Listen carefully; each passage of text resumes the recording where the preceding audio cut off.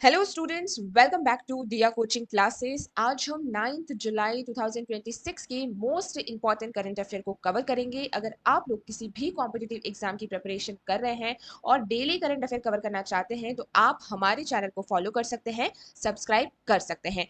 आज के लेक्चर का सबसे इंपॉर्टेंट क्वेश्चन होने वाला है, क्लाइमेट चेंज के चलते चर्चा में रहे जीवों में से हिमालयन पेंगोलिन को आईयूसी की रेड लिस्ट में किस कैटेगरी में रखा गया है। इस क्वेश्चन का आंसर और इसका detail explanation plus GK statics हम आगे इस लेक्चर में पढ़ेंगे। चलिए स्टार्ट करते हैं। फर्स्ट क्वेश्चन है हमारा आज का, जम्मू कश्मीर के किश्तवाड़ में भारी बारिश और लैंडस्लाइड के कारण चर्चा में रहा 540 मेगावाट का क्वार हाइड्रो इलेक्ट्रिक प्रोजेक्ट किस नदी पर बनाया जा रहा है। ये चिनाब नदी पर बनाया जा रहा है। ऑप्शन ए करेक्ट होगा। देखिए करंट अफेयर में यानी न्यूज में क्या है, भारी बारिश के कारण जम्मू कश्मीर के किश्तवाड़ जिले में एक बड़ा लैंडस्लाइड हुआ है। यह लैंडस्लाइड 540 मेगावाट के क्वार हाइड्रो इलेक्ट्रिक पावर प्रोजेक्ट के पास हुआ है। क्वार जल विद्युत परियोजना का निर्माण चिनाब नदी पर किया जा रहा है। इस प्रोजेक्ट को Chenab valley power project private limited द्वारा डेवलप किया जा रहा है। ठीक है, अब देखिए इस क्वेश्चन के रिलेटेड काफी स्टैटिक्स क्वेश्चंस है जो आपके एग्जाम में सीधे तौर पे पूछे जा सकते हैं, क्योंकि ये करंट अफेयर में रहता है टॉपिक, तो इसके रिलेटेड काफी स्टैटिक्स पूछे जाते हैं। चलिए कवर करते हैं। इससे पहले अगर आपको इस लेक्चर की पीडीएफ चाहिए और डेली करंट अफेयर की पीडीएफ अगर आपको चाहिए तो आप हमारे व्हाट्सएप ग्रुप से जुड़ सकते हैं। डिस्क्रिप्शन में आपको लिंक दे रखी है, वहां पर आपको मंथली, वीकली और डेली करंट अफेयर की पीडीएफ प्रोवाइड करवा दी जाती है। चिनाब नदी का उद्गम हिमाचल प्रदेश के बारालाचला दर्रे के पास हुआ होता है। हिमाचल प्रदेश से चिनाब नदी को शुरुआत में चंद्रभगा नाम से जाना जाता है। देखिए यहाँ पर हर राज्य के अंदर, हर स्टेट के अंदर उसे अलग अलग नाम से रिवर्स को जाना जाता है, तो आपको इतना डिटेल में पढ़ना होगा रिवर्स के बारे में। ठीक है, तो हिमाचल प्रदेश में चिनाब को क्या बोला जाता है, चंद्रभगा बोला जाता है। क्यों? क्योंकि ये चंद्रा और भगा नाम की दो छोटी नदियों के आपस से मिलने से बनती है। चिनाब नदी सिंधु नदी यानी इंडस रिवर की सबसे बड़ी लार्जेस्ट ट्रिब्यूटरी है। इस नदी को वैदिक काल में अस्किनी नाम से पुकारा जाता है। अगर आपने प्रीलिम्स 2026 दिया है यूपीएससी का तो आपने देखा होगा ये क्वेश्चन पूछा गया है, वैदिक काल के नामों को पूछा गया था इस बार, तो आपको ये याद रखना है कि चिनाब नदी को अस्किनी नाम से वैदिक काल में पुकारा जाता था। जम्मू कश्मीर में स्थित प्रसिद्ध सलाह जल विद्युत परियोजना चिनाब नदी पर ही बनी है। जम्मू कश्मीर का प्रसिद्ध बगलीहार बांध डैम जो है वो भी चिनाब नदी पर है। आपको डैम के बारे में भी जानना होगा, कौन सी नदी पे कौन सा डैम है। कई बार बड़े डैम्स के बारे में नहीं पूछा जाता है क्योंकि स्टूडेंट्स तो उन्हें याद रखते हैं, और कॉम्प्लिकेटेड बनाने के लिए इस तरीके से जो छोटे डैम्स होते हैं जो रिवर पे बनाए होते हैं वो पूछे जाते हैं। चिनाब नदी पर बना दुलहस्ती पावर स्टेशन भी किश्तवाड़ जिले में ही स्थित है। दुनिया का सबसे ऊंचा railway arch bridge Chenab bridge जो है वो भी जम्मू कश्मीर में इसी नदी पर बनाया गया है। भारत और पाकिस्तान के बीच में जो इंडस वाटर ट्रीटी है 1916 में हुई थी। इस समझौते के तहत चिनाब नदी के पानी का मुख्य नियंत्रण जो है वो पाकिस्तान को दिया गया है। भारत को चिनाब नदी पर बिना पानी रोके बिजली बनाने, रन ऑफ द वाटर का अधिकार प्राप्त है। नेक्स्ट क्वेश्चन यहाँ पर है, पीएम मोदी की इंडोनेशिया यात्रा के दौरान भारतीय पुरातत्व सर्वेक्षण ASI archaeological survey of India ने किस प्रसिद्ध यूनेस्को वर्ल्ड हेरिटेज मंदिर के रेस्टोरेशन और संरक्षण का काम हाथ में लिया है। तो उन्होंने प्रबनान मंदिर का रियोस्ट्रेशन एंड कंजर्वेशन वर्क को हाथ में लिया है, जो कि एक यूनेस्को वर्ल्ड हेरिटेज टेम्पल है। पीएम मोदी की इंडोनेशिया यात्रा के दौरान एक महत्वपूर्ण सांस्कृतिक समझौता हुआ। इसके तहत archaeological survey of India Indonesia के प्रबनन मंदिर परिसर को रियोस्ट्रेशन और कंजर्वेट करेगी। यह मंदिर परिसर एक यूनेस्को वर्ल्ड हेरिटेज साइट है। इसके रिलेटेड स्टेटिक्स देखते हैं जो कि बहुत इंपॉर्टेंट है। चलिए, प्रबनन मंदिर परिसर का निर्माण 9वीं शताब्दी के दौरान मध्य जावा में हुआ था। ठीक है, कहाँ पर हुआ था? जावा। ठीक है, अब देखिए इंडोनेशिया जो है अलग अलग, सुमत्रा, जावा, इस तरीके से उनके छोटे छोटे आइसलैंड है। तो ये मंदिर कौन से उसमें है? तो जावा आइसलैंड पर है। यह भव्य मंदिर परिसर हिंदू धर्म के त्रिमूर्ति यानी शिव, विष्णु और ब्रह्मा को समर्पित है। प्रबनन को पूरे दक्षिण पूर्व एशिया, साउथ ईस्ट एशिया का सबसे बड़ा शिव मंदिर माना जाता है। इस मंदिर का निर्माण मुख्य रूप से संजय राजवंश के राजाओं ने करवाया था। इंपॉर्टेंट है, कौन से राजवंश ने इसे करवाया था? संजय राजवंश ने। भारतीय पुरातत्व सर्वेक्षण एएसआई का क्योंकि इस क्वेश्चन में जिक्र हुआ है तो आपको जानना जरूरी है कि इसका स्थापना जो है 1861 में की गई थी। एएसआई के पहले महानिदेशक, first director general Alexander Cunningham बने थे। अलेक्जेंडर कनिंगम को भारतीय पुरातत्व का जनक यानी फादर ऑफ इंडियन आर्कोलॉजी भी कहा जाता है। एआईसी का जो केंद्र है, मुख्यालय जो है वो अभी वर्तमान में नई दिल्ली में स्थित है। वर्तमान में एएसआई भारत सरकार के मिनिस्ट्री ऑफ कल्चर के प्रशासनिक के अधीन काम करता है। 1904 में लॉर्ड कर्जन के समय प्राचीन स्मारक संरक्षण अधिनियम पास किया गया था। इंडोनेशिया में ही दुनिया का सबसे बड़ा बौद्ध मंदिर भी स्थित है जिसे बोरोबुदर कहा जाता है। नेक्स्ट क्वेश्चन की ओर बढ़ते हैं। चलिए, पर्यावरण मंत्रालय ने हाल ही में किस यूनिवर्सिटी के नेचुरल हिस्ट्री म्यूजियम को भारत का 21वां डेजिग्नेटेड रिपोजिटरी घोषित किया है? तो उन्होंने मिजोरम यूनिवर्सिटी को डेजिग्नेटेड रिपोजिटरी घोषित किया है। ऑप्शन ए करेक्ट हो जाएगा। केंद्रीय पर्यावरण मंत्रालय ने आइजोल में स्थित नेचुरल हिस्ट्री म्यूजियम को नोटिफाई किया है। इस म्यूजियम को अब भारत का 21वां आधिकारिक डेजिग्नेटेड रिपोजिटरी घोषित किया गया है। कौन सी 21वीं है, यानी आपको नंबर भी याद रखना है, कौन सी है? 21st आधिकारिक डेजिग्नेटेड क्या है? रिपोजिटरी घोषित किया गया। यह म्यूजियम मिजोरम यूनिवर्सिटी के परिसर में स्थित है। स्टेटिक्स देखते हैं। भारत सरकार ने देश में जैविक विविधता अधिनियम बायोलॉजिकल डाइवर्सिटी एक्ट साल 2002 में पास किया था। इस कानून के तहत जैविक संसाधनों और नमूनों को सुरक्षित रखने के लिए नियमित नामित भंडार या रिपोजिटरी बनाए जाते हैं। जैविक विविधता अधिनियम 2002 को लागू करने के लिए राष्ट्रीय जैव विविधता प्राधिकरण बनाया गया था। राष्ट्रीय जैव विविधता प्राधिकरण की स्थापना साल 2003 में की गई थी। एनबीए का जो केंद्रीय है वो चेन्नई तमिलनाडु में स्थित है। मिजोरम राज्य की आधिकारिक राष्ट्रीय क्या है? आइजोल है। देखिए, आपको जो भी क्वेश्चन पे अगर आपको किसी स्टेट का नाम भी दिखता है तो आपको उस स्टेट के बारे में भी सारी चीजें ध्यान में रखनी है, बिकॉज जो भी चीज करंट अफेयर में होती है वो सीधी तौर पे नहीं पूछी जाती है, उसके रिलेटेड कोई ना कोई चीज पूछी जाती है। मिजोरम 1987 में भारत के 23वें पूर्व राज्य के रूप में उसे दर्जा मिला था। भारतीय संविधान के आर्टिकल 371 जी में मिजोरम राज्य के लिए विशेष प्रावधान दिया गया है, जो कि एक बहुत ही पॉलिटिकल साइंस का और कॉन्स्टिट्यूशन का क्वेश्चन बन सकता है। कर्क रेखा भारत के मिजोरम राज्य के बिल्कुल बीच से होकर गुजरती है। ये भी मोस्ट इंपॉर्टेंट ज्योग्राफी का आपका क्वेश्चन है। मिजोरम की सीमा को छूने वाले दो अंतरराष्ट्रीय देश कौन से हैं? पड़ोसी देश म्यांमार और बांग्लादेश। मिजोरम राज्य की सबसे ऊंची पर्वत चोटी का नाम है फंगपुई, जो कि ज्योग्राफिकल पॉइंट से बहुत इंपॉर्टेंट है। फंगपुई भारत पर्वत चोटी जो है भारत में ब्लू माउंटेन के नाम से भी जानी जाती है। चलिए, अगला प्रश्न हमारा यहाँ पर है। क्लाइमेट चेंज के चलते चर्चा में रहे जीवों में से हिमालयन पेंगोलियन को आईयूसीएन की रेड लिस्ट में किस कैटेगरी में रखा गया है? तो उन्हें गंभीर रूप से लुप्त प्राय यानी क्रिटिकली इंजर्ड कैटेगरी के अंदर रखा गया है। ऑप्शन ए करेक्ट होगा। क्लाइमेट चेंज और आवास के नुकसान के कारण हिमालय याक और हिमालयन पेंगोलियन चर्चा में है। इन दोनों जीवों को बचने के लिए सरकार द्वारा नए कंजर्वेशन स्टेप उठाए जा रहे हैं। पेंगोलियन दुनिया का सबसे ज्यादा तस्करी यानी ट्रैफिक्ड किए जाने वाले स्तनधारी मैमल्स जीव हैं। चलिए, इनके बारे में बहुत अच्छे से समझते हैं।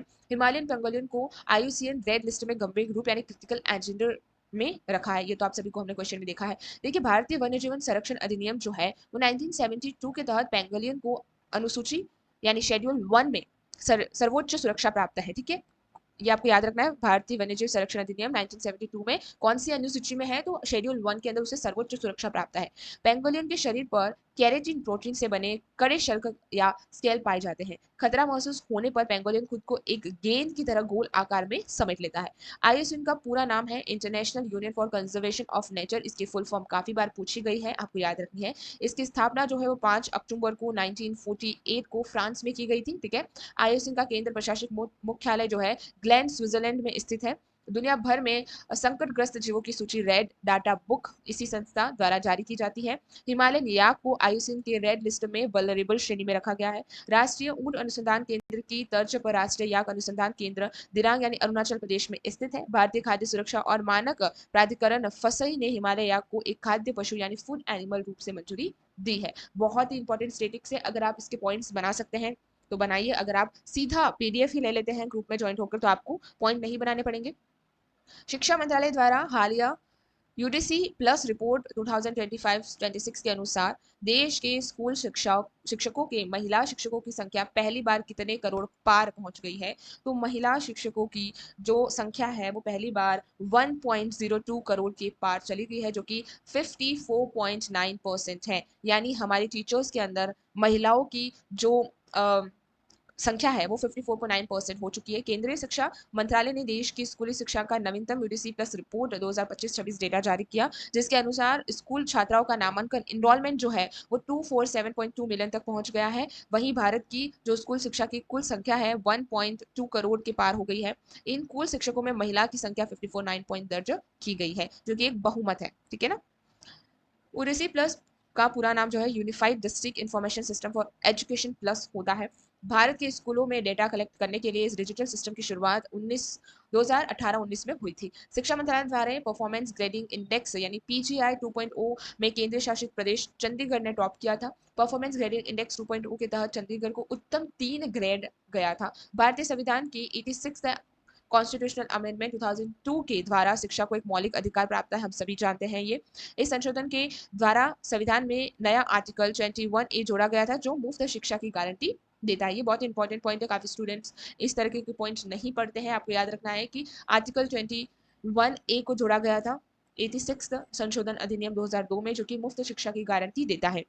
भारत में शिक्षा का अधिकार 2009 में संसद द्वारा पास किया गया था। पूरे देश में आरटीई एक्ट को आधिकारिक तौर पर 1 अप्रैल 2010 से लागू किया गया था। भारतीय संविधान के 7वीं अनुसूची में शिक्षा को कंकरेंट लिस्ट में रखा गया है। ईयर 1976 में 42वें संविधान संशोधन द्वारा शिक्षा को राज्य सूची से हटाकर समृद्धि सूची में डाला गया था। भारत की नई राष्ट्रीय नीति नेप 2020 के डॉक्टर के कस्तूरी रंगन समिति की सिफारिश पर बनाया गया था। ये बहुत ही इंपॉर्टेंट क्वेश्चन है क्योंकि नेप जो है, न्यू जो सिस्टम है भारत का अभी एजुकेशन 2020 में जब आया, उसके बारे में काफी क्वेश्चन आ रहे हैं। आपको याद रखना है कौन सी समिति ने इसको सिफारिश किया था। भारत सरकार ने हाल ही में किस प्रसिद्ध नेता की 125वीं जन्म जयंती के उपलक्ष्य में देश भर में बड़े कार्यक्रम की शुरुआत की थी? तो 125वीं जो जन्म जयंती है वो डॉक्टर श्याम प्रसाद मुखर्जी की, ऑप्शन ए करेक्ट हो जाएगा। भारत सरकार ने देश भर में डॉक्टर श्याम प्रसाद मुखर्जी की 125वीं जन्म जयंती के अवसर पर कार्यक्रम कर रही है। डॉक्टर मुखर्जी ने साल 1950 में तत्कालीन नेहरू कैबिनेट से अपने मंत्री पद से इस्तीफा दे दिया था। उन्होंने यह इस्तीफा प्रसिद्ध लियाकत नेहरू समझौतों के विरोध में दिया था। चलिए स्टेटिक्स को थोड़ा देखते हैं। डॉक्टर श्याम प्रसाद मुखर्जी स्वतंत्र भारत के पहले minister for industry and supply बने थे। इंपॉर्टेंट पॉइंट है, याद रखना। उन्होंने साल 1951 में भारतीय जनसंघ नाम के एक नए राजनीतिक दल की स्थापना की थी। लियाकत नेहरू समझौते भारत और पाकिस्तान के बीच अल्पसंख्यकों के अधिकारों को लेकर अप्रैल 1950 में हुआ था। लियाकत अली खान विभाजन के बाद पाकिस्तान देश के पहले प्रधानमंत्री बने थे और डॉक्टर मुखर्जी का प्रसिद्ध नारा एक देश में दो विधान दो प्रधान दो निशान नहीं चलेंगे। यह ऐतिहासिक नारा जम्मू कश्मीर को भारत में पूरी तरह शामिल करने और आर्टिकल 370 के विरोध से जुड़ा था। डॉक्टर मुखर्जी कोलकाता के विश्वविद्यालय के इतिहास के सबसे कम उम्र 33 वर्ष के वाइस चांसलर बने थे। पश्चिम बंगाल के कोलकाता पोर्ट ट्रस्ट का नाम बदलकर अब श्याम प्रसाद मुखर्जी पोर्ट कर दिया गया है। जम्मू कश्मीर की प्रसिद्ध चेनानी नाशरी सुरंग का आधिकारिक नाम डॉक्टर श्याम प्रसाद मुखर्जी टनल रखा गया है। डॉक्टर श्याम प्रसाद मुखर्जी की मृत्यु 1953 में श्रीनगर की एक जेल में रहस्यमयी परिस्थिति में हुई थी। नेक्स्ट क्वेश्चन है, हाल ही में पीआईबी द्वारा जारी प्रोग्रेस रिपोर्ट के अनुसार राष्ट्रीय पोषण मिशन के तहत संचालित टेक्नोलॉजी ड्रिवन प्लेटफॉर्म का क्या नाम है? तो इसका नाम रखा गया है पोषण ट्रैकर, ऑप्शन ए करेक्ट हो जाएगा। पीआईबी ने भारत के न्यूट्रिशन मॉनिटरिंग प्लेटफॉर्म की एक प्रोग्रेस रिपोर्ट जारी की है। इस टेक्नोलॉजी ड्रिवन प्लेटफॉर्म का आधिकारिक नाम पोषण ट्रैकर है। यह ऐप देश भर के आंगनबाड़ी केंद्रों के माध्यम से बच्चों और गर्भवती महिलाओं की रियल टाइम ट्रैकिंग करता है। भारत सरकार ने पोषण अभियान की शुरुआत आधिकारिक तौर पर 8 मार्च 2018 को की थी। इस राष्ट्रीय पोषण मिशन को राजस्थान के झुंझुनू शहर से प्रधानमंत्री द्वारा लॉन्च किया गया था। इस मिशन का मुख्य प्रशासनिक उद्देश्य स्टीम, कुपोषण और एनीमिया की बीमारी को कम करना है। वर्तमान में भारत की केंद्रीय महिला एवं बाल विकास मंत्री अन्नपूर्णा देवी हैं। भारत सरकार द्वारा हर साल सितंबर महीने को राष्ट्रीय पोषण माह, नेशनल न्यूट्रिशन मंथ के रूप में मनाया जाता है।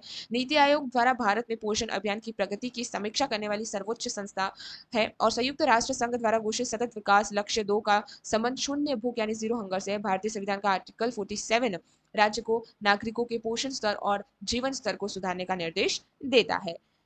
भारत और इंडोनेशिया के बीच अंडमान आचेह कनेक्टिविटी और समुद्र सुरक्षा को बढ़ाने के लिए किस रणनीतिक बंदरगाह को फास्ट ट्रैक मोड पे डेवलप किया जा रहा है? तो यहाँ पर संभाग बंदरगाह को फास्ट ट्रैक मोड में डेवलप किया जा रहा है। वैसे आंसर जो है, अगर आपने यहाँ पर ध्यान दिया हो तो उसमें ही मेंशन हो गया है। I am sorry for that, कोई बात नहीं। भारत और इंडोनेशिया ने मिलकर समुद्री सुरक्षा को बढ़ाने के लिए एक बड़ा रणनीतिक कदम उठाया, जहां पर दोनों देशों ने संभाग बंदरगाह के विकास के काम को तेजी से आगे बढ़ाना है। यह साझा प्रोजेक्ट भारत और इंडोनेशिया के बीच अंडमान आशिया कनेक्टिविटी को मजबूत करेगा। चलिए इसे और बेहतर तरीके से समझते हैं ताकि आप समझेंगे। संभाग बंदरगाह इंडोनेशिया के सुमत्रा द्वीप के उत्तरी तट पर स्थित एक गहरा बंदरगाह है। यह बंदरगाह दुनिया की सबसे व्यस्त समुद्री रास्ते मलक्का स्टेट के मुहाने पर स्थित है। मलक्का जल संधि हिंद महासागर को प्रशांत महासागर यानी साउथ चाइना सी से जोड़ने का काम करती है। यह जल संधि मुख्य रूप से मलय प्रायद्वीप को इंडोनेशिया की सुमात्रा द्वीप से अलग करती है। संभाग पोर्ट भारत के अंडमान और निकोबार द्वीप समूह से महज 700 किलोमीटर से भी कम दूरी पर स्थित है। यह पोर्ट चीन की भारत को घेरने वाली स्ट्रिंग ऑफ पर्ल्स रणनीति के खिलाफ भारत को बड़ी बढ़त देता है। अंडमान द्वीप समूह को निकोबार द्वीप समूह से अलग करने वाली चैनल 10 डिग्री चैनल है, ये याद रखना है, बहुत इंपॉर्टेंट है। भारत एकमात्र सक्रिय ज्वालामुखी जो है एक्टिव वोल्केनो अंडमान में स्थित है, जिसका नाम है बैरन द्वीप। भारत का सबसे दक्षिणी बिंदु इंदिरा पॉइंट जो कि निकोबार द्वीप पर स्थित है। इंदिरा पॉइंट को पहले जो पिग्मेलियन पॉइंट के नाम से जाना जाता था।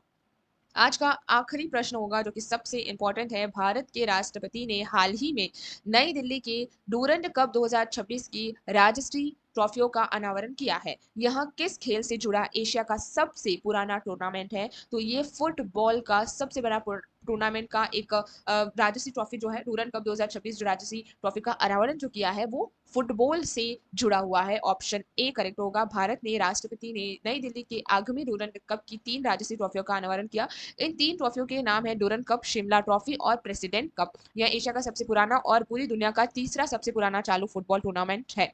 डूरंड कप की शुरुआत 1888 में ब्रिटिश भारत में ग्रीष्मकालीन मुख्यालय शिमला शहर से हुई थी।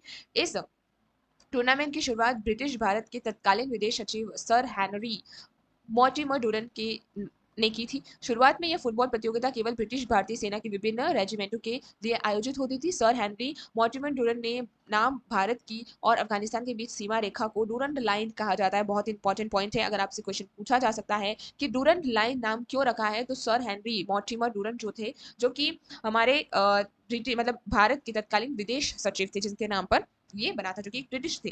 डूरंड रेखाना का निर्धारण ईयर 1993 में एक समझौते के तहत ब्रिटिश भारत और अफगान अमीर के बीच में किया गया था। वर्तमान समय में डूरंड रेखा मुख्य रूप से पाकिस्तान और अफगानिस्तान देश के बीच अंतर्राष्ट्रीय सीमा बनाती है। पहले ये भारत और अफगानिस्तान के बीच में थी, लेकिन जब हमारा पार्टीशन हुआ पाकिस्तान दोनों का, तो अब ये पाकिस्तान और अफगानिस्तान के बीच में। भारत का सबसे पुराना फुटबॉल क्लब मोहन बागन जो कि 1889 में स्थापना इसकी हुई थी। मोहन बागवान क्लब 1911 में ईस्ट यॉर्कशायर रेजिमेंट को हराकर आईएफए शील्ड जीतकर इतिहास रचा था। अंतर्राष्ट्रीय फुटबॉल का रेगुलेट करने वाली सर्वोच्च संस्था का नाम है फीफा।